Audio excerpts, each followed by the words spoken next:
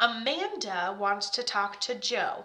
And one thing I was saying is how lovely it is that you guys are talking to such wonderful people. First of all, this person and you feel very bonded. You feel like somebody who is emotionally connected to this person.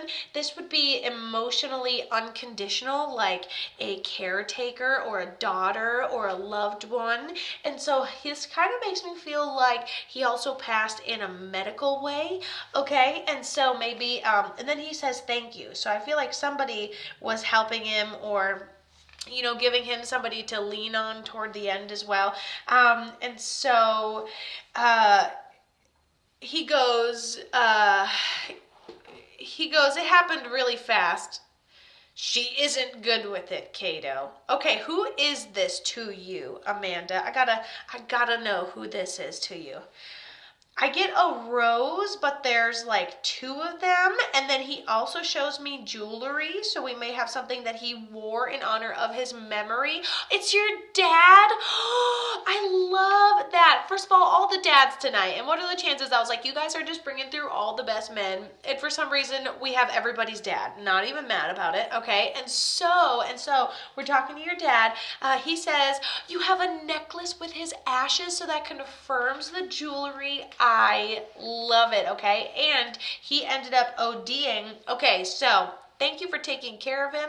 Thank you for never giving up on him, and you actually lived with or maybe knew about, not that there was anything you could do, but knew about an addiction he had had for a while. And he goes, honestly, I don't even know how I went that long, and just thank you for having an unconditional heart. And he talks about you like having that unconditional love for him like a caretaker or someone that's never going to end up like giving up on him. So I cannot even doubt that you and your father have had a struggle with this, an emotional struggle.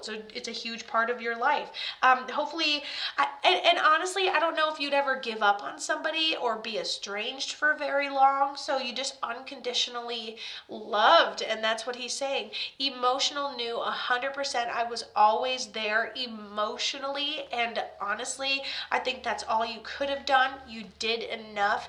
And he says thank you for everything you were doing in the way that you were taking care of him. And she said no, because he was an addict for 17 years. And thank you. And that is such a long time to see a loved one go through addiction, no matter how close or how far away you are from them emotionally, which she wasn't at all. So not only is she really emotionally close to somebody, she's having to basically caretake her own father while he battles an addiction for 17 years.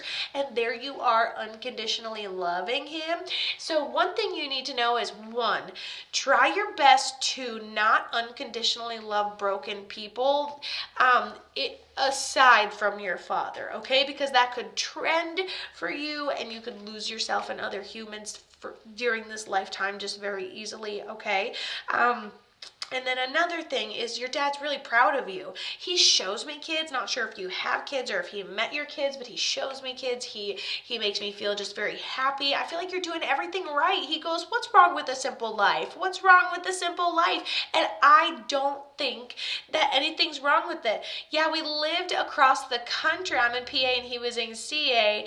And and you're like, I feel that 100%. And I have 5 kids and he never met them. And he's talking about how you're doing so great and how you have a beautiful, simple life and how he knows of these children, even though he never took the time of day, apparently, to be able to visit them, or maybe they weren't around, but and so he loves the fact that you have his ashes. He loves the fact that you remember him twice as better as he actually was. He's your primary guardian angel. He is totally at peace on the other side, and he is good to go. He says he shows up for you in repeating numbers, and there's that song, like if you guys could have had a song, or maybe a song that you just associate with his memory.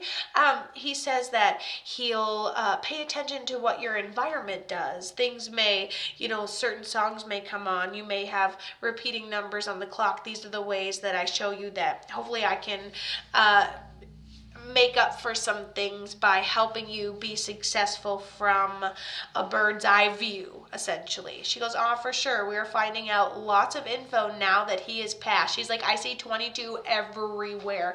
And I think that all the info is good. I feel like things are being uncovered and it's having nothing but alleviating effects on his soul, okay?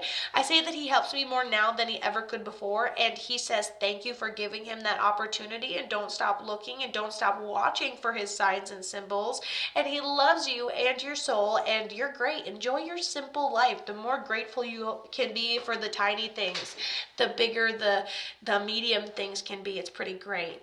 Love you.